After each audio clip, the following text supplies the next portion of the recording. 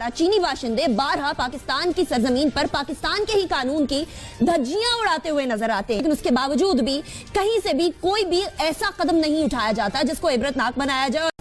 हम लाते हैं talk shows और अनलिमिटेड एंटरटेनमेंट सिर्फ यूट्यूब पर। अगर आपने अभी तक हमारा चैनल सब्सक्राइब नहीं किया तो अभी सब्सक्राइब करें और बेल आइकॉन को क्लिक करके हमारी लेटेस्ट वीडियोस के बारे में अपडेट जानें। पाकिस्तान के द्वारा भारत की सीमा पर और भारत के अंदर भेजे गए आतंकवादियों के द्वारा आए दिन आतंकवादी हमले होते रहते हैं, लेकिन भारत ने पाकिस्तान को उसकी भाषा में मुंह तोड़ जवाब देने की ठान ली है। इसी के तहत भारत ने एयर स्ट्राइक और सर्जिकल स्ट्राइक करके पाकिस्तान की धरती में जाकर उन आतंकवादियों को जिंदा गाड़ दिया।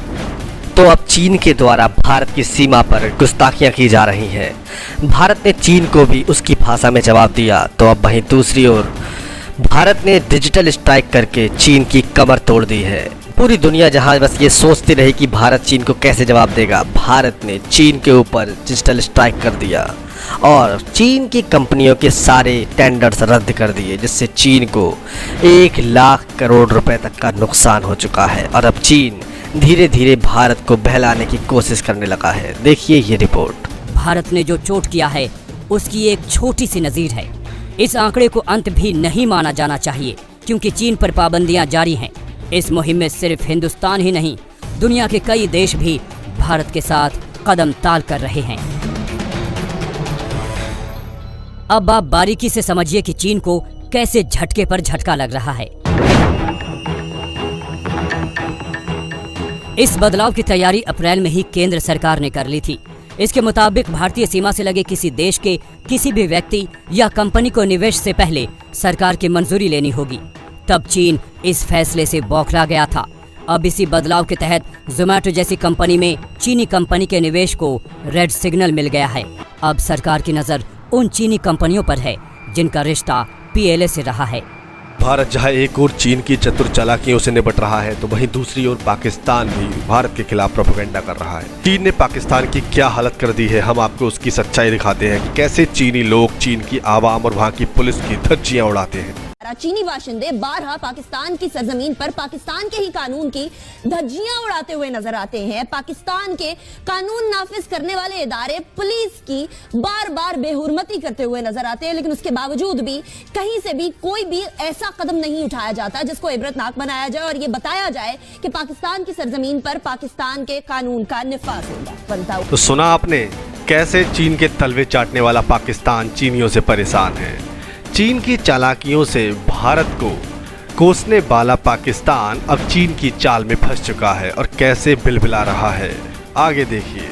हुआ नजर आया जिसके अंदर कुछ चीनी बाशिंदे जो कि इंजीनियर्स थे, कबीरवाला के इलाके में एक कैंप साइट मोटरवे पे काम करते हुए पुलिस से उनकी हाथापाई हो गई। वो पुलिस से लड़ पड़े और इस लड़ाई में इस हद तक चले गए कि पुलिस की मोबाइल पर चढ़कर धमकियां देना, वहां मौजूद सिटीजन्स को जदोकोब करना एक मामूल की सी सूरत हाल नजर आई। जैसे चीनी बाशिंदों के लिए ये कोई खास बात या कोई ऐसा ड्रास्टिक स्टेप नहीं है जिससे पाकिस्तान और चीन के ताल्लुकात में किसी भी तरीके से खलल आ सके। ऐसा होता रहा, लोग वीडियो बनाते रहे और ऐसे में ही एक चीनी बाशिंदा आगे बढ़कर उस वीडियो बनाने वाले शख्स की तरफ अटैक करने लगा, जहां से मामला और बढ़ गया।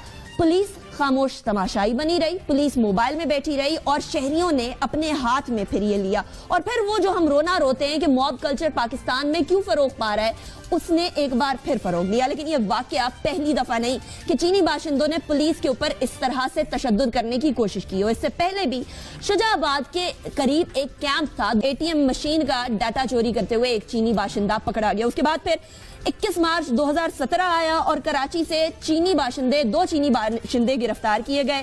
13 जुलाई 2017 को फर्द जुर्म आयद होती है और 2 अफराद पे ये फर्द जुर्म आयद की जाती है। फिर दिसंबर 2017 आता है और जाली क्लियरेंस दस्तावेजात की वजह से एक चीनी बाशिंदे को पकड़ लिया जाता है, गिरफ्तार कर लिया जाता है। उसके बाद हम लोगों को एक लंबी फहरिस्त नजर आती है, स्किमिंग करते हुए, एटीएम से पैसे चुराते हुए, डाटा चुराते हुए। तकरीबन 559 मेरे पास जो फिगर्स हैं, 559 ऐसे अकाउंट्स हैं जिससे इन्होंने डाटा चोरी किया। तकरीबन 10 मिलियन रुपए के करीब बनता है, ये अमाउंट बनती है पाकिस्तानी शहरियों की मेहनत से कमाई हुई। हम सीपेक चाहते हैं, हम इन्वेस्टमेंट चाहते हैं, हम तरक्की चाहते हैं, लेकिन हम किसी भी तरीके से एक नई ईस्ट इंडिया कंपनी जन्म लेते हुए नहीं देखना चाहते।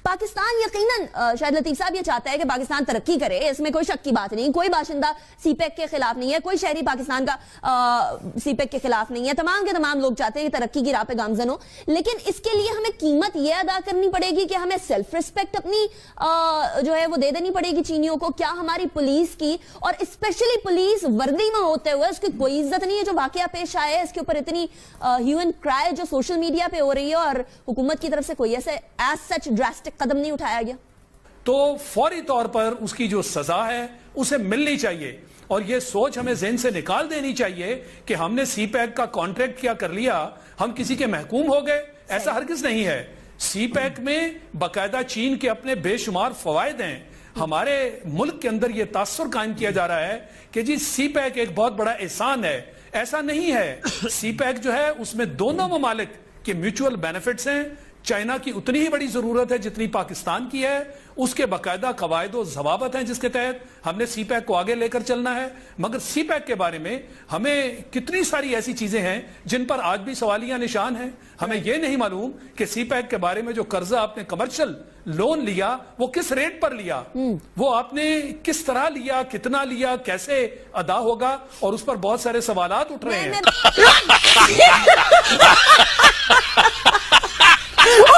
बिल्कुल इस पॉइंट की तरफ आऊंगी शायद। ये तो हमारी अपनी जिम्मेदारी है ना, ये चीनियों की जिम्मेदारी तो नहीं है। अगर उन्होंने कानून तोड़ा तो अगर हमारा कोई शहरी दुबई जाता है, कहीं और जाता है, किसी भी मुल्क जाता है, तो वो उसी तरीके से उसी तरह कानून का निफाज देखता है। शाहिद खान अब्बासी साहब ने खुद अपनी प्रेस कॉन्फ्रेंस में कहा कि मैं जब अमेरिका गया तो मैंने उनके कवानीन के मुताबिक सिक्योरिटी चेक करवाया और इसी तरीके से होना चाहिए। तो यहां देख लीजिए रेमंड डेविस का वाकया देख लीजिए, कानून तोड़ा, 2 नौजवानों को मारा, चला गया, और डिप्लोमेटिक इम्यूनिटी की वजह से आज एक अमेरिकी डिप्लोमेट के गाड़ी के टकराव से एक नौजवान जो है वो हलाक हो गया। उसके बारे में भी यही हुआ, उसकी भी एफआईआर अभी तक नहीं कटी, इसलिए क्योंकि उसको भी डिप्लोमेटिक इम्यूनिटी हासिल है। अब ये जो चीनी लोग हैं ये तो बहुत सारे हैं ना, ये तो हमारे प्रोजेक्ट्स पे काम कर रहे हैं, ये तो यहाँ इन्वेस्ट कर रहे हैं, इनको भी हम इसी तरीके से जाने देंगे तो पाकिस्तान में बचेगा कौन जिसके ऊपर कानून का निफाज होना।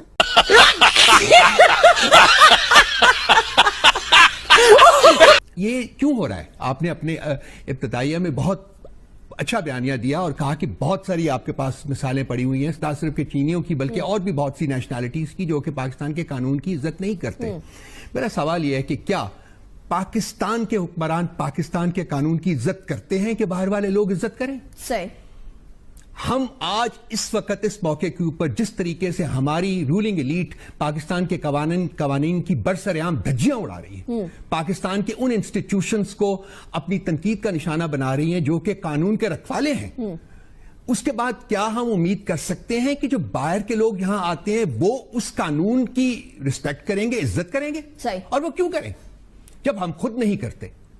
तीसरी बात, ज़हनियत। हम लोग गुलामी से निकल तो आए हैं लेकिन सिर्फ बराए नाम निकले हैं। आज तक हमारी ज़हनियत जो है वो गुलामाना है, और उस गुलामाना ज़हनियत की जो परपेचुएशन हुई है वो इसलिए हुई है कि हम रीजनली और इंटरनेशनली टोटली आइसोलेटेड हैं इस वक्त। मैं शायद लतीफ साहब की बसद इज्जत इस बात से एग्री नहीं करता जो कि उन्होंने फरमाई थी। पाकिस्तान इस वक्त आइसोलेटेड है और पाकिस्तान टोटली डिपेंडेंट है चीन के ऊपर।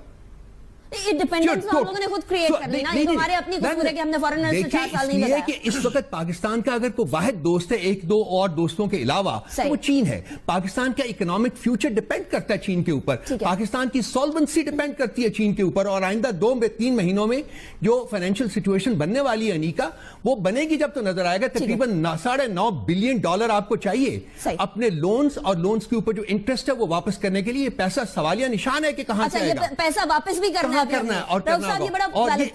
ये एक बात को मैं रिट्रेट करूंगा कि पाकिस्तान को अभी तक नहीं पता कि किन टर्म्स एंड कंडीशंस के ऊपर ये प्रोजेक्ट इंट्रोड्यूस किया गया। पाकिस्तानियों नहीं पता, हमें नहीं पता नहीं जी, गवर्नमेंट को पता कि नहीं पता, मुझे तो नहीं पता और किसी और पाकिस्तानी को नहीं पता। शायद गवर्नमेंट को भी पूरा नहीं पता हो, उनको भी ना पता हो कि क्या वो कर रहे हैं। ये बिक गई है गवर्नमेंट, अब गवर्नमेंट में कुछ नहीं है। ये बहन चो सारे मिलके हमको पागल बना रहे हैं, मादर चौथ के बच्चे।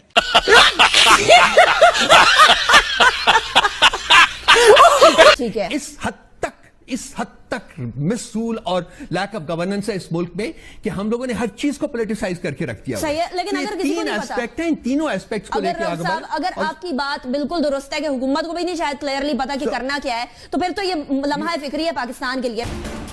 देखा आपने किस तरह से पाकिस्तान चीन के चंगुल में कैसे फंस चुका है, किस कदर तड़प रहे हैं पाकिस्तानी। तो दोस्तों ये है पाकिस्तान की हालत, जो जिहाद के नाम पर सिर्फ भारत के ऊपर अपने आतंकवादी भेज सकता है लेकिन चीन के तलवे चाटता है। तो दोस्तों ये थी आज की वीडियो। अगर आपकी वीडियो पसंद आए तो प्लीज़ लाइक कीजिए, शेयर कीजिए, सब्सक्राइब करना भूलिए आपके चैनल EFCZ को। और हाँ दोस्तों, पाकिस्तान के बारे में अपनी राय दिल खोल के कीजिए।